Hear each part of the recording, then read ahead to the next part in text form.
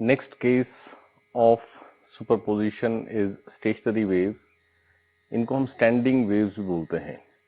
Actually दो ऐसी waves जो एग्जैक्टली सेम है, आइडेंटिकल है, means they have same amplitude, they have same time period and they are travelling in exactly opposite directions. ऐसी दो waves जो आइडेंटिकल हों और वो एग्जैक्टली अपोजिट डायरेक्शंस में ट्रेवल कर रही हों, तो इनके सुपरपोजिशन से मीडियम में पार्टिकल्स के पास जो एनर्जी रहती है वो ट्रेवल करना बंद कर देती है। वो जो एनर्जी है वो वहीं की वहीं स्टैंड हो जाती है। That's why the name standing wave is given. हम प्रिंसिपल ऑफ सुपरपोजिशन हमें पता है कि किसी भी पार्टिकल का नेट ऑसिलेशन अगर superimposing waves y1, y2, y3 ऐसा है तो वो y1 plus y2 plus y3 से सॉल्व होता है। और अगर कहीं सेम ओमेगा है तो आपके पास रिजल्टेंट एम्पलीट्यूड बदल जाता है, जो कि कैलकुलेट होता है a square plus b square plus 2ab cos phi under root से, where a and b are the respective amplitudes and phi is the phase difference. हमने इंटरफेरेंस डिस्कस किया, वहां भी यही सब बात थी। फिर हमने नेक्स्ट जो बीट्स डिस्कस किया, बीट्स में क्योंकि ओमेगा ऑलमोस्ट सेम थी इसलिए कहीं वहां वैसा सुपरपोजिशन पॉसिबल हुआ और मैथमेटिकली हमने समझा कि हमारे पास एम्पलीट्यूड जो था किसी भी पॉइंट पर वो पीरियोडिकली वेरी हो रहा था। लेकिन वहां भी इंस्टेंटेनियसली जब फेज डिफरेंस 0 होता है, 2 पाई होता है, 4 पाई होता है, तो कहीं कंस्ट्रक्शन ही हो रहा है, a प्लस ए 2a ही बन रहा है। और जब इंस्टेंटेनियसली वो पाई, 3 पाई, 5 पाई होता है तो वहां डिस्ट्रक्शन यानी कि एम्पलीट्यूड 0 हो जाता था, मिनिमा बनता था। सेम स्टेशनरी वेव में भी दो वेव्स जब अपोजिट ट्रेवल कर रही हैं तो पार्टिकल इन द मीडियम या ऑन दैट लाइन को दोनों डिस्टर्बेंस मिलती हैं। अब किसी भी एक वेव में हमारे पास पार्टिकल्स में फेज डिफरेंस रहता है। Any two particles separated by lambda have phase difference of 2 पाई।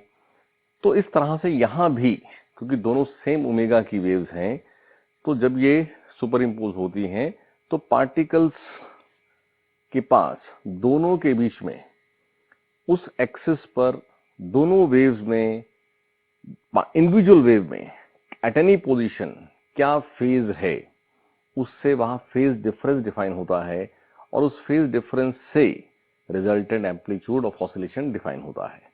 अब क्योंकि वेव्स आइडेंटिकल हैं तो जिन जिन पॉइंट्स पर फेज डिफरेंस पाई, 3 पाई, 5 पाई सब बन जाता है तो वहां a माइनस ए 0 हो जाता है, यानी कि वहां पर एम्पलीट्यूड 0 हो जाता है और वो particles on that axis permanently rest में हो जाते हैं।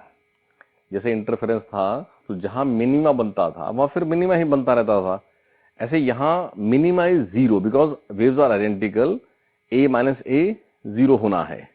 इंटरफेरेंस में दोनों का a सेम होना कोई कंडीशन नहीं है, बाई चांस a सेम हो सकता है, बट स्टेशनरी वेव्स में हम ये मान रहे हैं कि वेव्स आइडेंटिकल हैं, एम्पलीट्यूड सेम है, तो यहां जब डिस्ट्रक्शन होगा तो a माइनस ए 0 हो जाएगा, यानी कि पार्टिकल वाइब्रेट ही नहीं करेगा और हमारे पास उस लाइन पर, उस एक्सिस पर जिस पर वेव्स प्रोपेगेट हो रही थी, हमारे पास ऐसे बहुत सारे पार्टिकल्स मिलेंगे जो परमानेंटली रेस्ट पे होते हैं, क्योंकि फेज डिफरेंस कहीं पाई होना है, कहीं 3 पाई, कहीं 5 पाई, तो ऐसे बहुत सारे पॉइंट्स रहने हैं। तो स्टेशनरी वेव्स में हमारे पास एक्सिस पर, जिस एक्सिस पर दोनों वेव्स प्रोपेगेट कर रही थी इन अपोजिट डायरेक्शन, तो इनके सुपरपोजिशन से कुछ पार्टिकल्स परमानेंटली रेस्ट पे आ जाते हैं। Those particles, those positions are known as nodes.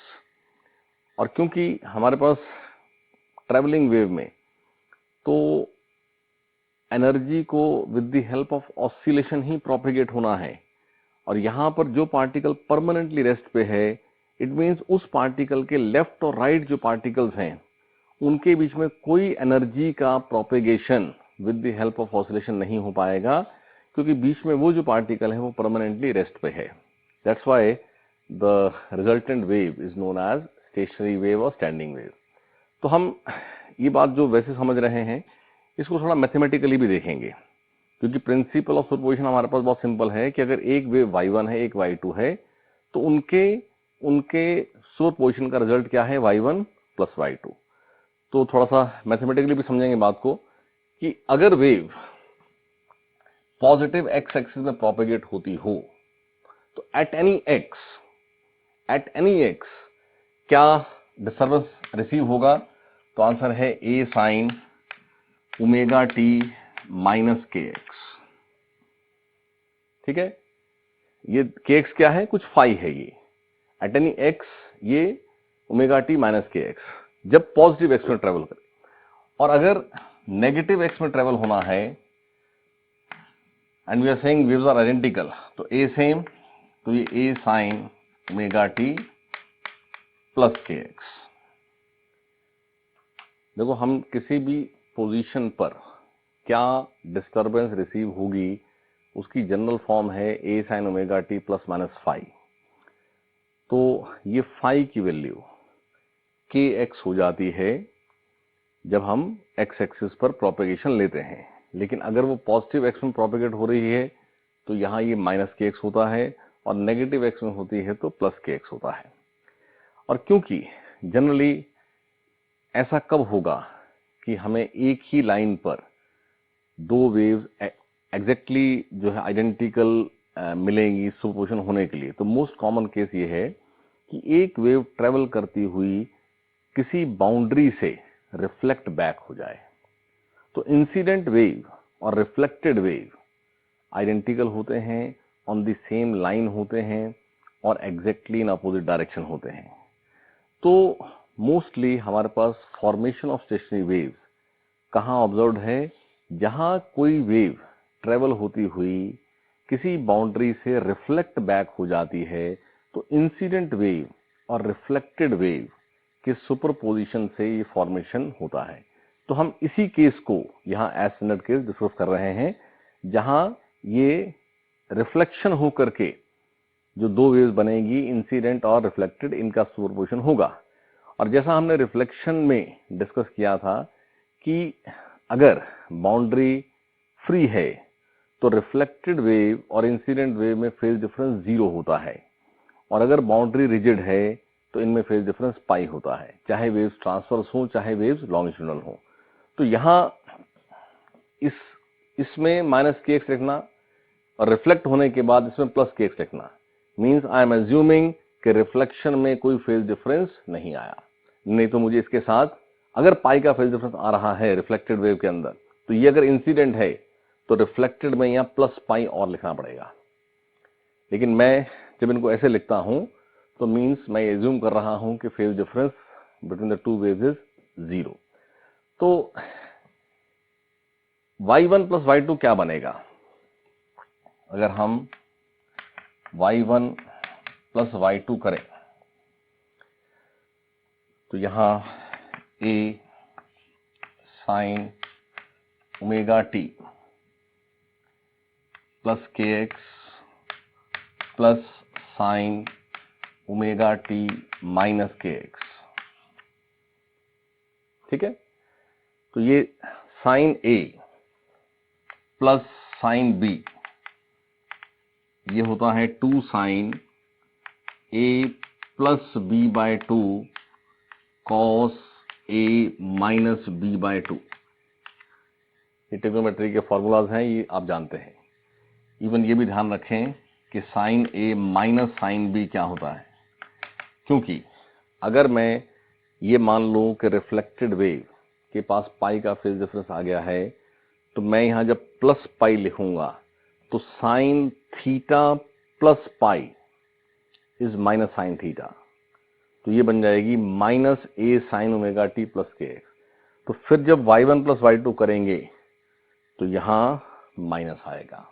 ठीक है, तो ये साइन ए माइनस साइन बी भी याद रखेंगे, ये होता है 2 cos A plus B by 2 sine A minus B by 2। यानी यहां खाली साइन कॉस इंटरचेंज हो जाते हैं। तो फेज डिफरेंस 0 हो या फेज डिफरेंस पाई हो, बेसिक फॉर्म सेम रहती है।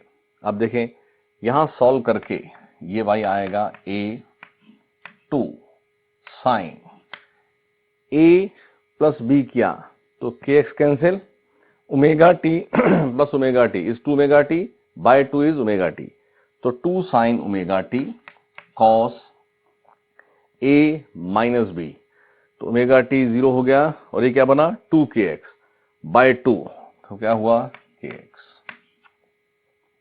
तो ये y आपके पास 2a cos kx sign omega T, जिसमें ये ब्रैकेट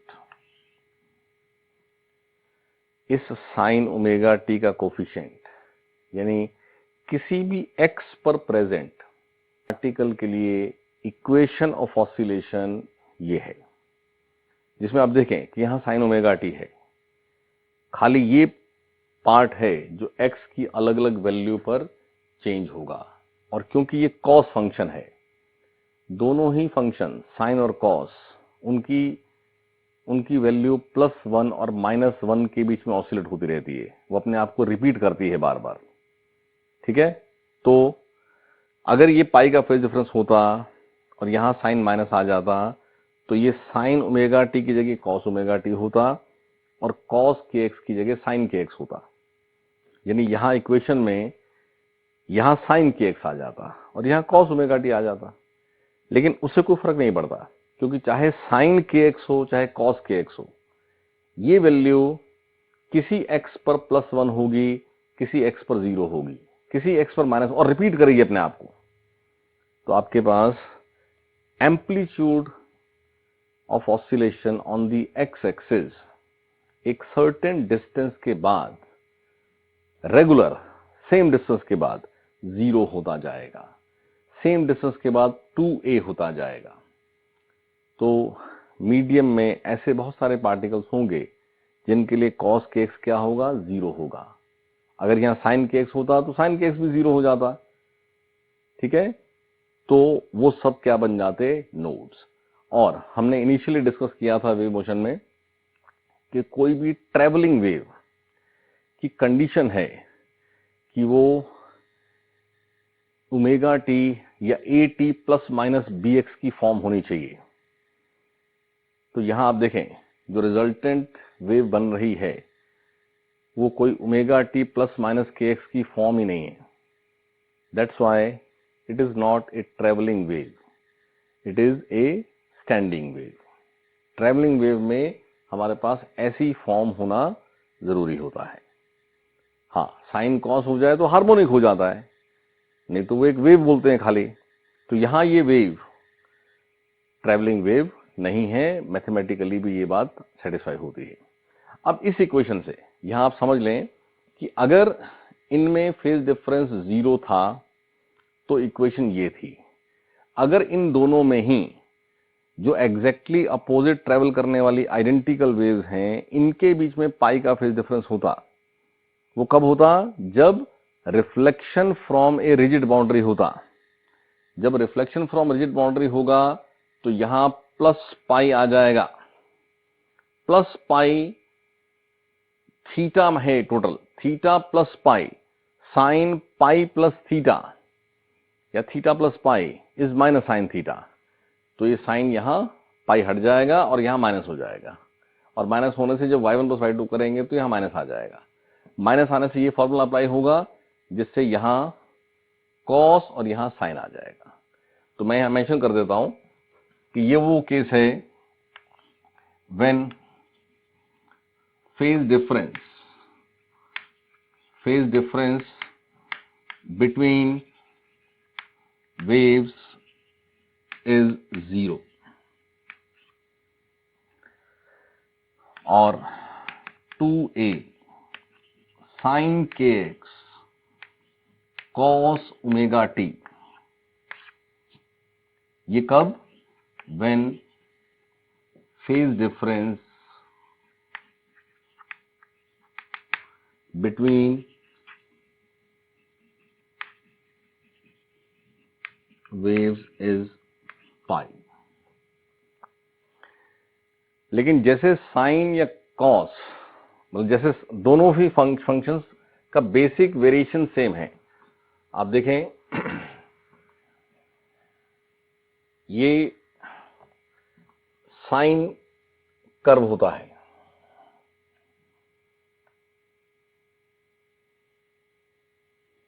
ये साइन कर्व है, 0 + 1, this is +1, this is -1, 0 + 1, 0 -1, 0 + 1, 0 -1 and so on. लेकिन अगर ये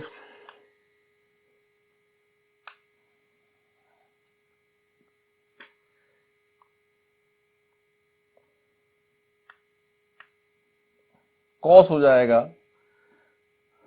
तो ये +1, ये -1, जैसे ये पाई के बाद 0, फिर 2 पाई 0, फिर 3 पाई 0, 4 पाई 0, π/2 1, 3 π/2 -1, but it is 1, then 5 π/2, 7 π/2.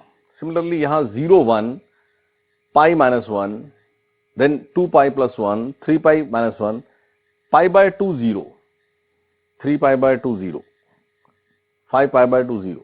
तो वो सेम है, हर पाई के बाद वैल्यू यहां भी 0 हो रही है, यहां भी 0 हो रही है, हर पाई के बाद यहां भी +1 से -1, यहां भी +1 से -1। ठीक है, बेसिक फंक्शन दोनों सेम है। तो यहां से आप समझें कि x एक्सिस पर दोनों केस में एक सर्टेन डिस्टेंस के बाद इस कोफिशिएंट की वैल्यू 0 होने वाली है, यानी वो सब पार्टिकल्स परमानेंटली रेस्ट पर होंगे। यानी आप मैथमेटिकली इक्वेशन देखें,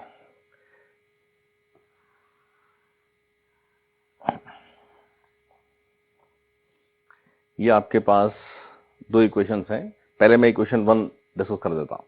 when x is 0, x 0 position जो है, तो x 0 पुट किया तो cos 0 इज 1, तो ये y बनता है 2a sin ωt,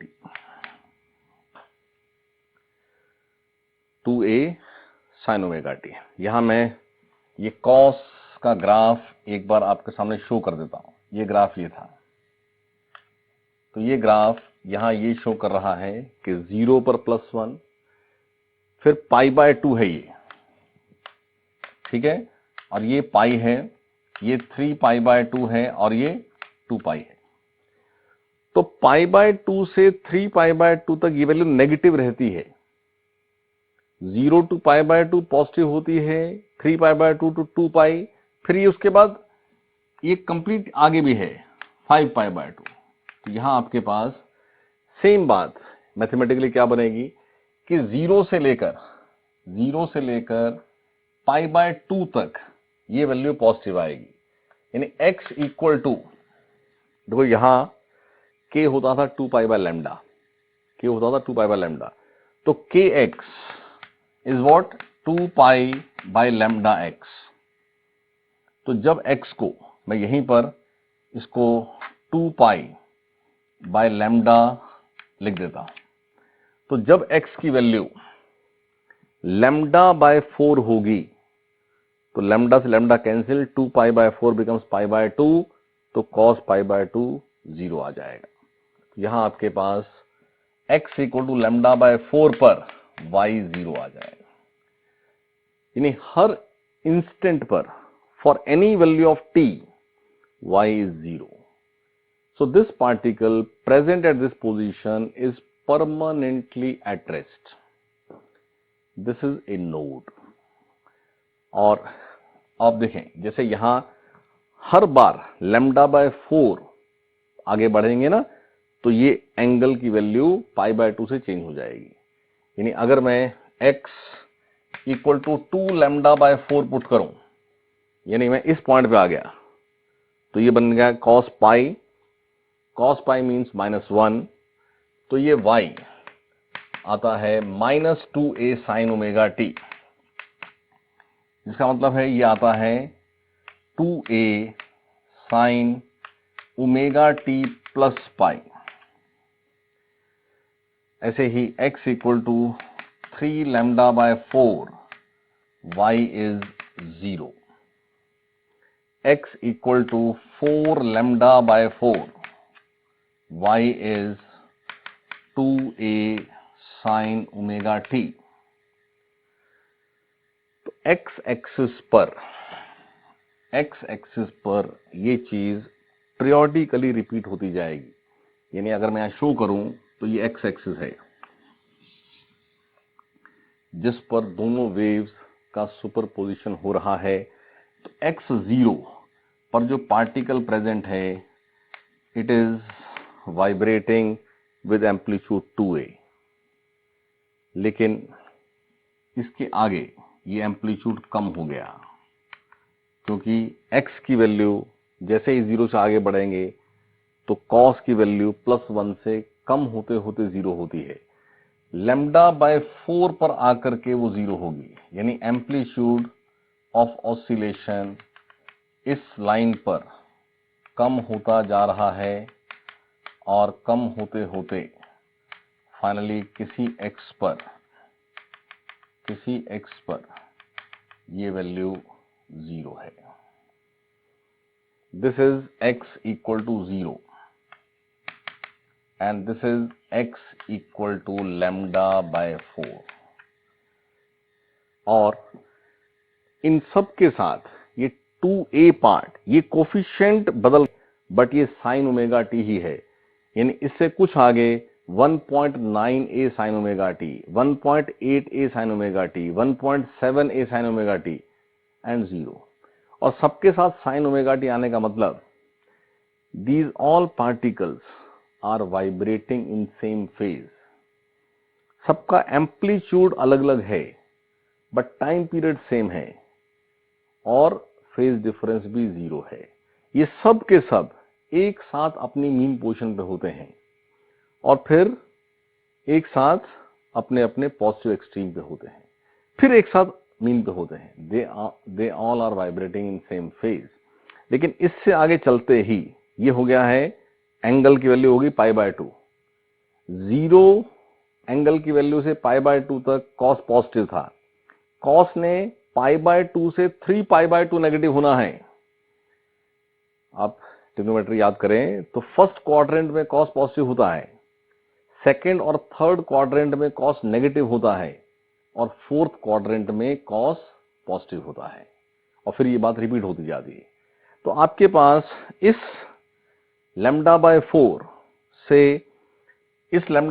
से नेक्स्ट नोड आता है यानी 0 आता है 3 लैम्डा बाय 4 पर। यानी यहां पर बीच में एक पॉइंट, ये लैम्डा बाय 4 ना एग्जैक्ट लैम्डा बाय 4 अवे, ये बन जाता है 2 लैम्डा बाय 4। तो यहां 2a एम्पलीट्यूड है। यानी फिर ये पार्टिकल मैक्सिमम यानी इसी एम्पलीट्यूड से वाइब्रेट हो रहा है।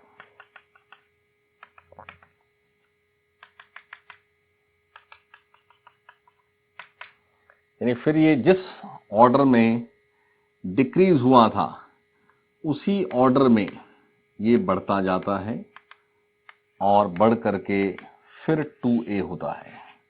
जिस पोजीशन पर एम्पलीट्यूड ऑफ ऑसिलेशन 2a है उस पोजीशन पर मैक्सिमम एम्पलीट्यूड है, बाकी सबके पास उससे लेस है। कॉस और साइन फंक्शन बिल्कुल ऑर्डर्ड वे में 0 से +1 बनते हैं, +1 से 0 बनते हैं, 0 से -1।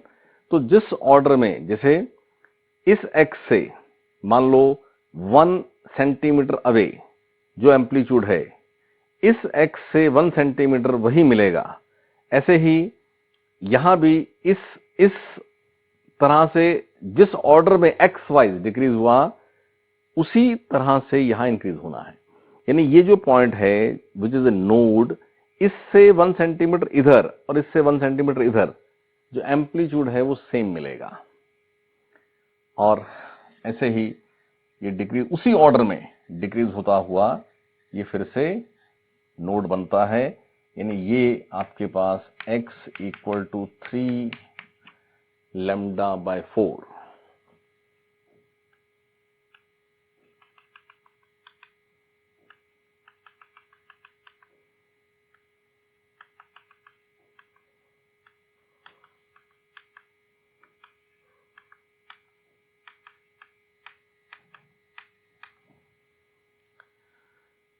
और इस पॉइंट से इस पॉइंट तक इस एंगल की वैल्यू चेंज हुई π/2 से 3π/2, तो इन सब के साथ माइनस साइन आया हुआ है। माइनस का मतलब इन सब के साथ प्लस पाई आया हुआ है, यानी ये सब के साथ प्लस पाई, तो उसका एक मीनिंग ये कि ये सब एक ही फेज में है। इस नोड से इस नोड के बीच के सब पार्टिकल सेम फेज में हैं, ठीक है, लेकिन इन सब के साथ प्लस पाई है। इस नोड के बाद नाउ दिस इज यहां से यहां तक कॉस के लिए कौन सा क्वाड्रेंट है, ये सेकेंड, और ये क्या है, थर्ड, तो ये पूरा नेगेटिव। इसके बाद फिर ऐसे ही दो क्वाड्रेंट आएंगे पॉजिटिव, कौन से, फोर्थ एंड 1। तो आपके पास यहां से अगले नोड तक फिर ये चीज रिपीट होती है और सेम उसी ऑर्डर में ये बढ़ता हुआ 2a बनता है, और ऐसे ही उसी ऑर्डर में ये 2a से 0 होता है, और ये चीज आपके पास बार बार रिपीट होती जाएगी। तो एक तरह से इस रीजन में, और ये सब वाइब्रेट हो रहे हैं, इनकी मैं जो पेरीफेरी है उसको मैं मार्क कर रहा हूं। ऐसे ही यहां ये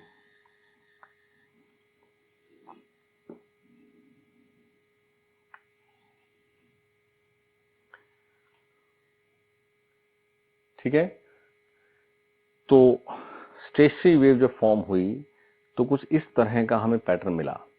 अब इसमें ये सब बातें आपसे ना एज करेक्टरिस्टिक्स पूछ ली जाती हैं कि स्टेशनरी वेव्स में there are certain particles on the axis which are permanently at rest.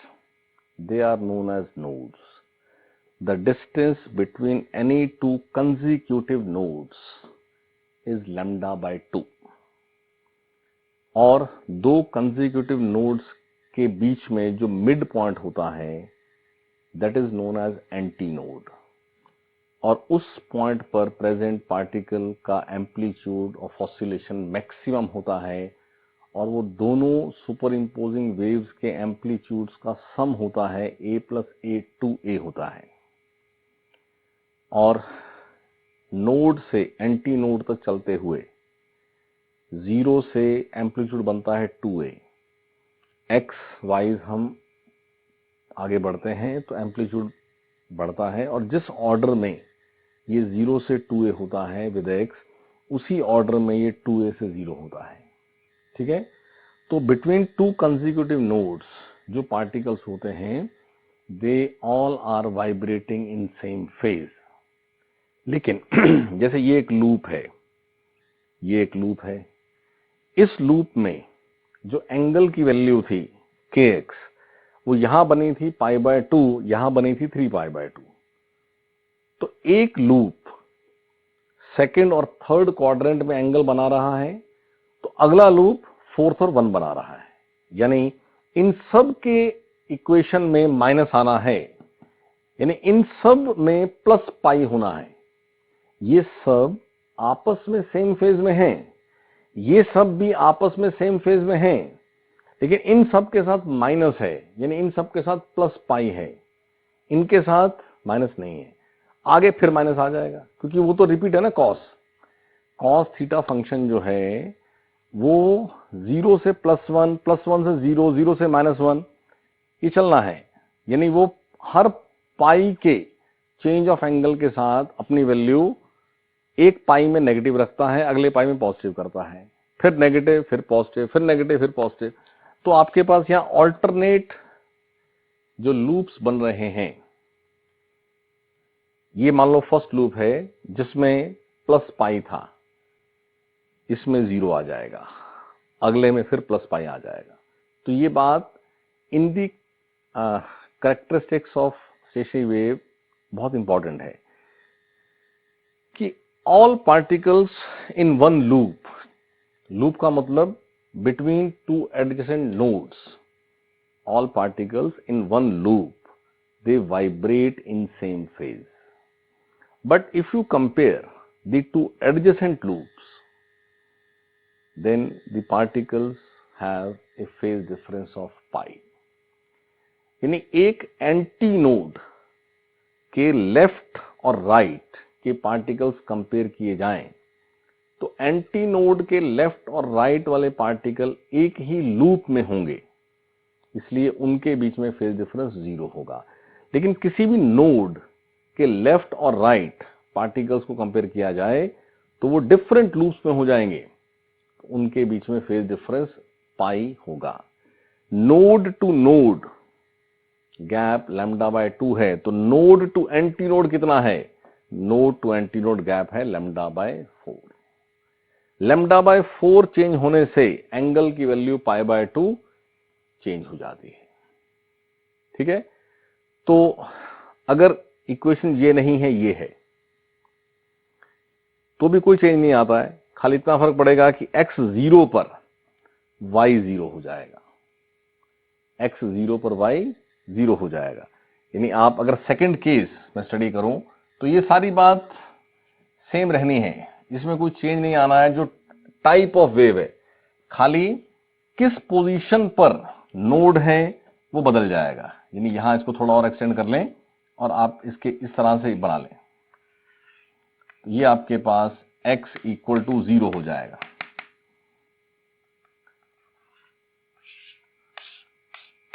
क्योंकि यहां x 0 ही साइन के x को 0 करता है। यहां भी k की वैल्यू लिख देते हैं 2π/λ। तो यहां x 0 पर y 0 होगा, x λ/4 पर y 2a sin ωt होगा।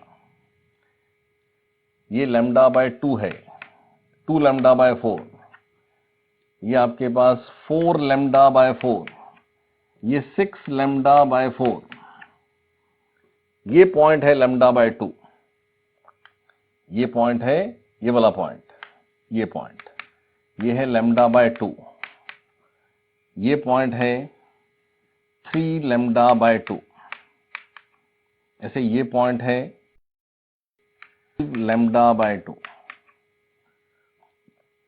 तो x equal to 2 λ/4 y 0, x equal to 3 λ/4, x equal to 3 λ/4, तो y आ जाता है -2a sin ωt। माइनस का मतलब 2a sin ωt plus pi. ये भी फर्स्ट और सेकंड क्वाड्रेंट में पॉजिटिव होता है साइन, थर्ड और फोर्थ में नेगेटिव हो जाता है, फिर फर्स्ट सेकंड, तो बेसिक कैरेक्टरिस्टिक सेम ही रहेगा।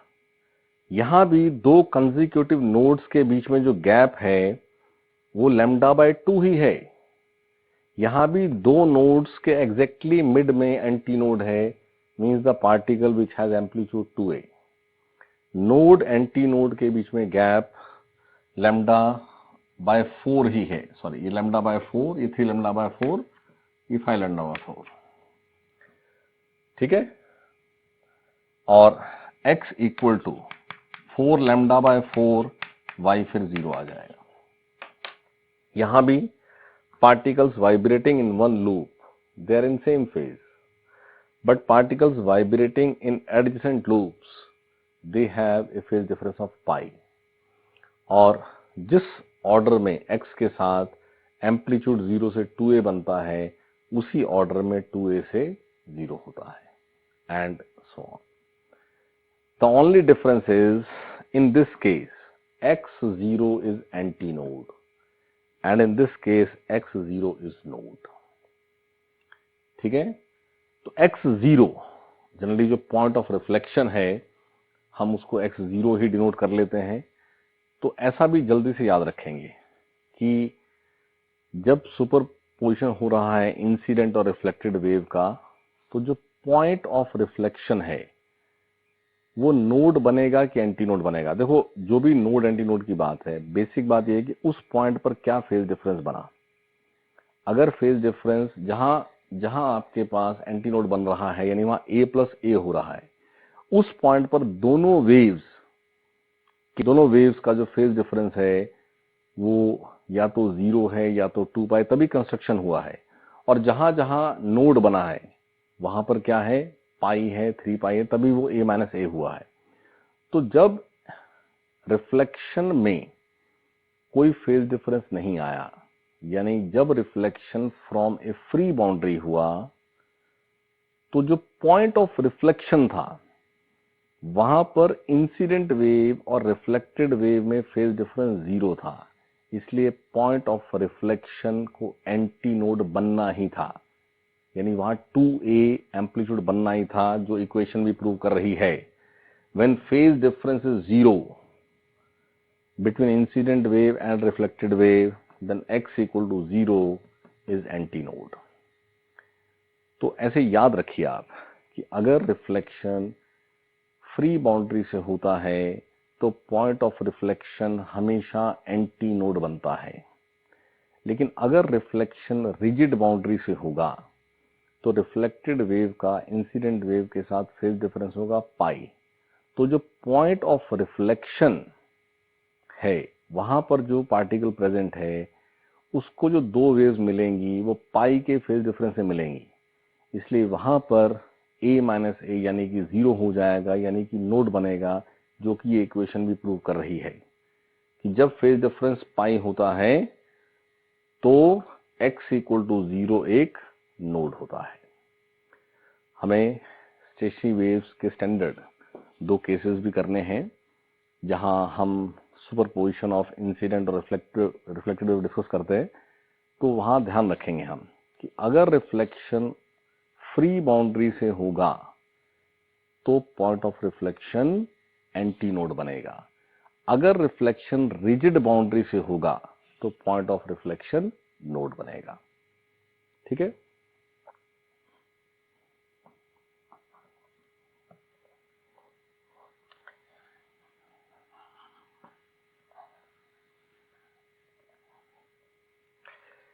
ये सारी बात जो हमने अलग अलग एक्स लेकर के समझी, इसी को मैथमेटिकली देखें। जैसे इस इक्वेशन की बात करें तो फॉर नोड्स कहां बनने हैं, y इज 0, और y 0 तब होना है जब cos 2 pi by lambda x को 0 होना है। ठीक है ना, और cos 0 करने के लिए जो थीटा की वैल्यू है ये आपके पास 2n प्लस 1 पाई बाय 2 होती है, क्योंकि cos पाई बाय 2 0, यानी पुट n इक्वल टू 0 तो पाई बाय 2 रह गया, put n equal to 1 3 pi by 2, n equal to 2 5 pi by 2। तो cos 0 कब है, pi by 2, 3 pi by 2, 5 pi by 2 and so on. तो यहां से अगर सॉल्व करें तो x आता है x equal to 2n plus 1 lambda by 4। ठीक है, put n equal to 0, n equal to 1, n equal to 2, n equal to 3, यानी आपके पास x equal to lambda by 4, 3 lambda by 4, 5 lambda by 4, 7 lambda by 4, y is 0। इन सब position पर nodes होना है, इस बात को हम ऐसा भी n की टर्म्स में भी समझ सकते हैं।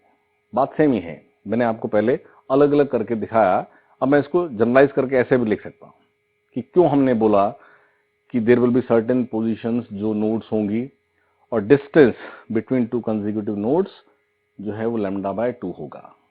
ठीक है ना, तो ऐसे ही आप एंटी नोड्स के लिए अगर लिखें इस y को क्या होना है, plus minus 2a sign omega T. देखो माइनस 2a होने से खाली ये होता है कि sign omega T plus pi हो जाता है, ये 2a तो 2a ही रहता है ना, a plus a is construction, तो माइनस हो के प्लस हो से फर्क नहीं पड़ता है। और कॉस थीटा प्लस माइनस 1 कब है, जब आपके पास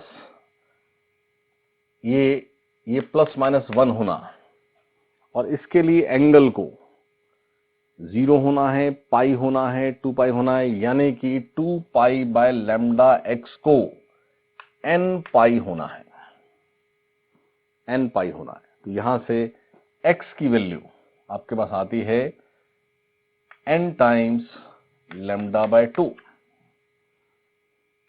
यानी ये पोजीशन ऑफ नोड्स बनी थी, यहां से x equal to lambda by 2, 2 lambda by 2, 3 lambda by 2, 4 lambda by 2, ये आपके पास एंटी नोड्स, ये हैं नोड्स, और ये क्या है, पोजीशंस, एंटी नोड्स। तो आप देख सकते हैं कि इवन यहां 0 भी आएगा, क्योंकि n को 0 से स्टार्ट करते हैं ना, तो 0 भी है। तो देखो आप 0 और लैम्डा बाय 2 का मिड है लैम्डा बाय 4, तो दो एंटी नोड्स का मिड नोड, या दो नोड्स का मिड एंटी नोड। जो हमने पहले समझी बात, इसको हम ऐसा भी लिख सकते हैं। तो डिस्टेंस बिटवीन 2 कंसेक्यूटिव नोड्स हो या 2 कंसेक्यूटिव एंटी नोड्स हो, वो सेम है और वो लैम्डा बाय 2 है। ठीक है, सेम ऐसी ही बात इसके साथ भी हो सकती है, खाली फर्क ये है कि ये जहां 0 है वहां ये 1 हो जाता है, प्लस माइनस 1 हो जाता है जिन वैल्यूज के लिए, और जहां ये प्लस माइनस 1 है वहां ये 0 हो जाता है। That is only difference. Both sine and cos are harmonic functions, उनका वेरिएशन ऑफ वैल्यूज बिल्कुल सेम ही है। ठीक है, तो एक तो ये बात समझनी है कि ऐसी फॉर्म स्टेशनरी वेव आपके पास है, इस इक्वेशन पर ही, जैसे ट्रेवलिंग वेव की इक्वेशन देकर के आपसे पूछा जाता है कि वेव वेलोसिटी क्या है या वेव लेंथ क्या है, ऐसे ही ये सारी बात यहां भी पूछ ली जाती है स्टेशनरी वेव की कोई भी इक्वेशन देकर के। जैसे आप देखें एग्जांपल,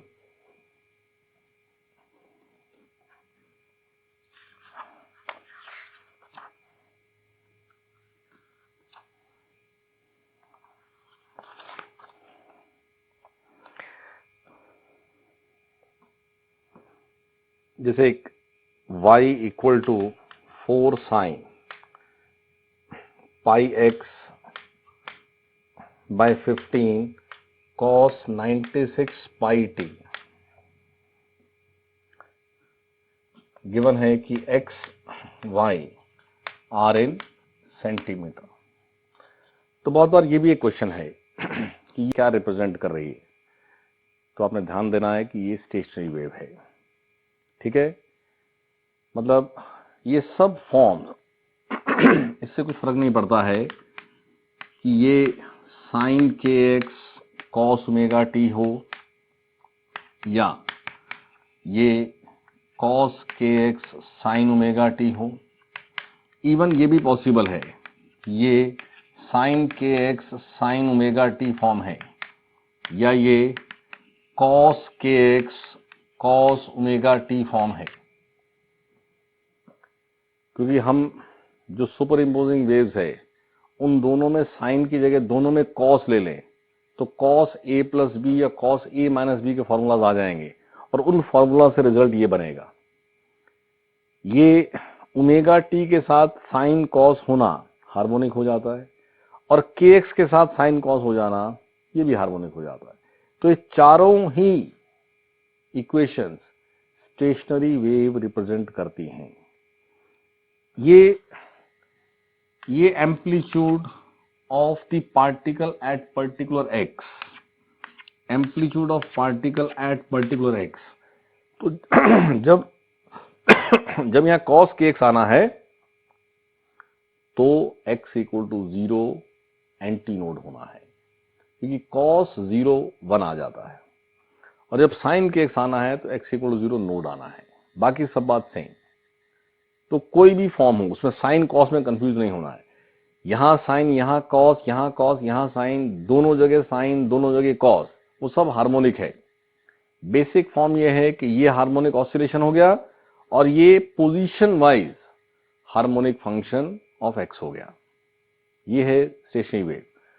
तो यहाँ अब इसमें से कुछ भी क्वेश्चन बना सकते हैं कि इस वेव में, स्टेशनरी वेव में, दो कंसेक्यूटिव नोड्स के बीच में कितना डिस्टेंस है।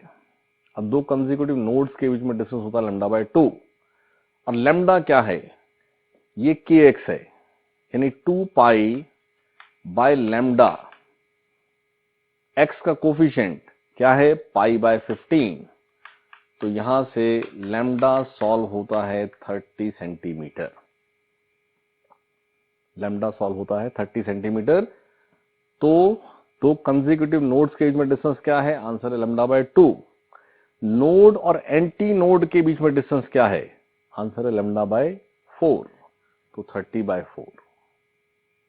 इसी इक्वेशन में बहुत सारे क्वेश्चन बना सकते हैं कि यहां पर x इक्वल टू 0 क्या है, आंसर है नोड, और x इक्वल टू 0 के बाद पहला नोड कब आ रहा है, तो वो आना है लैम्डा बाय 2 के बाद, यानी कि 30/2 15 सेंटीमीटर के बाद।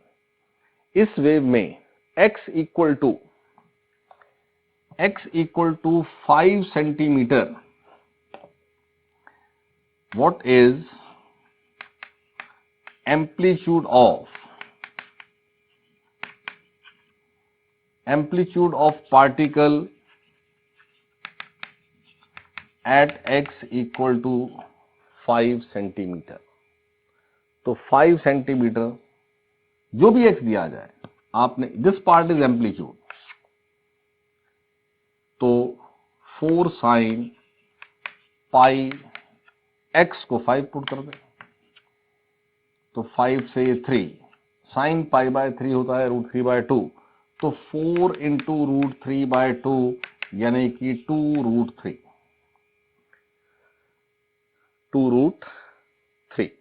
ये इस तरह से आपके पास एम्पलीट्यूड सॉल्व हो जाएगा। अब यहां ये भी कह सकते हैं कि वेव वेलोसिटी क्या है, तो omega is 96 pi. Wave velocity हमने ट्रेवलिंग वेव में डिस्कस किया हुआ है कि वो ओमेगा बाय के होती है। इस इक्वेशन में ओमेगा है 96 पाई और के क्या है, के है पाई बाय 15। तो वेव वेलोसिटी भी सॉल्व हो सकता है।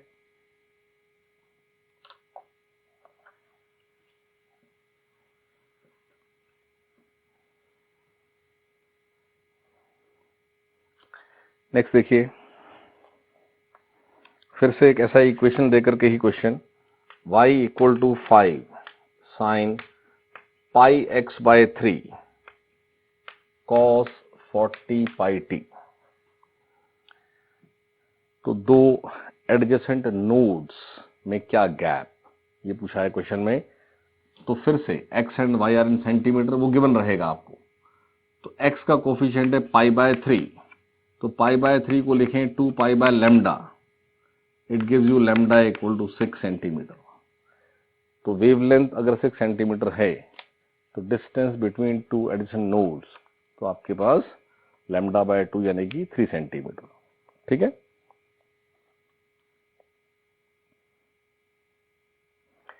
नेक्स्ट देखें example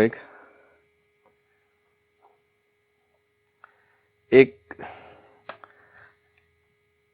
plane progressive wave is given by the equation 20 sin pi 4t minus 0.06x। ये एक प्लेन प्रोग्रेसिव वेव है और क्वेश्चन ये है कि उस वेव की क्या इक्वेशन होगी जो वेव इसके साथ सुपर इम्पोज होगी, सुपर इम्पोज होकर स्टेशनरी वेव बनाएगी। क्वेश्चन इज, इस प्लेन प्रोग्रेसिव वेव के साथ सुपर इम्पोज होकर के स्टेशनरी वेव बनाने वाली वेव की इक्वेशन क्या होगी। तो टू वेव्स आइडेंटिकल होती हैं और ट्रेवलिंग इन अपोजिट डायरेक्शन होती हैं। तो यहां आपके पास आइडेंटिकल 20 साइन, ये इक्वेशन बेसिकली क्या है, 20 साइन 4 पाई टी माइनस 0.06 पाई एक्स। तो 20 साइन 4 पाई टी प्लस 0.06 पाई एक्स, ये साइन माइनस से प्लस हो जाना है, जिससे वेव हो जाएगी ट्रेवलिंग इन अपोजिट डायरेक्शन। ठीक है, और वहां से आपके पास, लेकिन सम टाइम यहां क्वेश्चन ऐसा बनाते हैं कि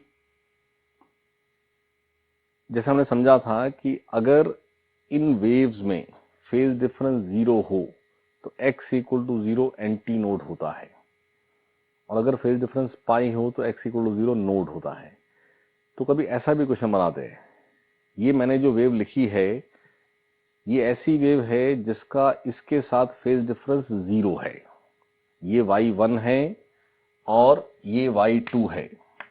y1 is travelling in positive x direction क्योंकि यहां बीच में माइनस है, y2 is travelling in negative x direction क्योंकि यहां प्लस है, बट दोनों के साथ फेज डिफरेंस 0 लिया। So this wave on superposition with this wave will form such type of stationary wave in which x equal to 0 will be antinode। लेकिन अगर मैं ये वेव सेलेक्ट करता हूं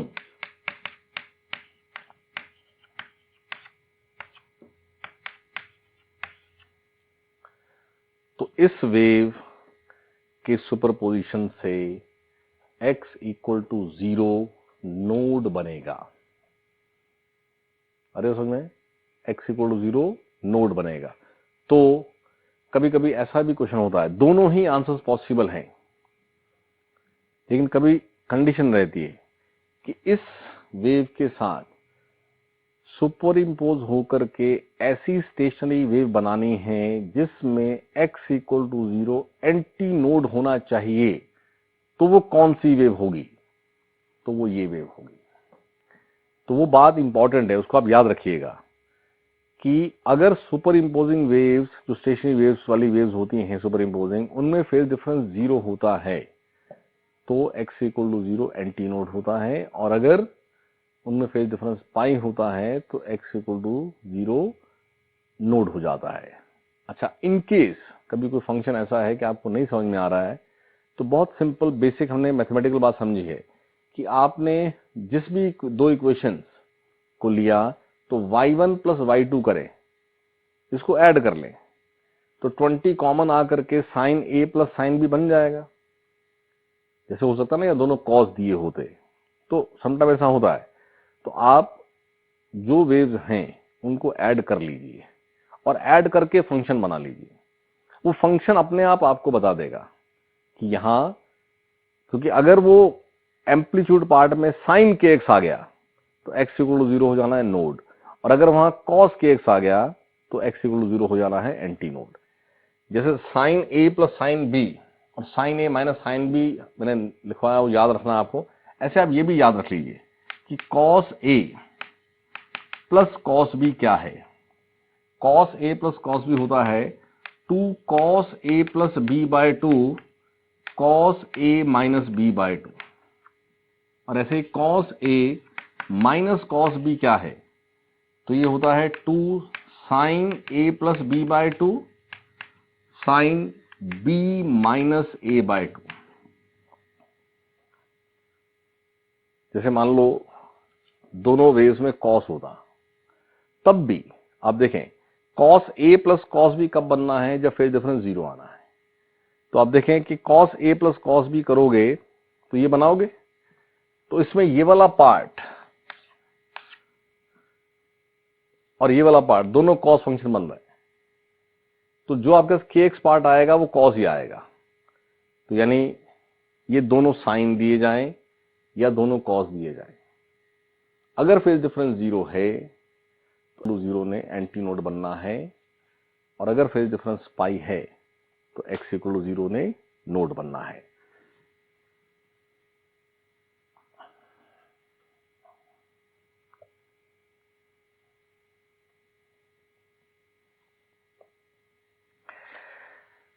नेक्स्ट एक और लिखें एग्जांपल।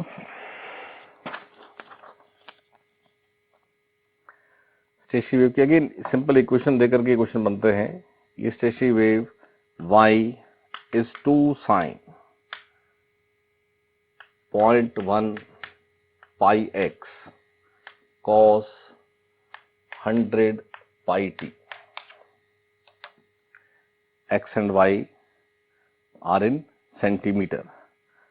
फिर से भाई वैसा क्वेश्चन की what is the distance between A node and next anti node.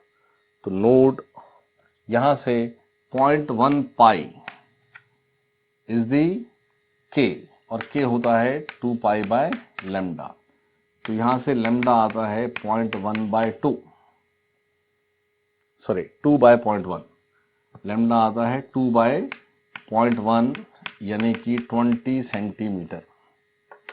So once you know lambda, तो डिस्टेंस बिटवीन टू नोड्स पूछो या नोड एंड एंटी नोड पूछो, between two nodes is lambda by 2, node and antinode it is lambda by 4।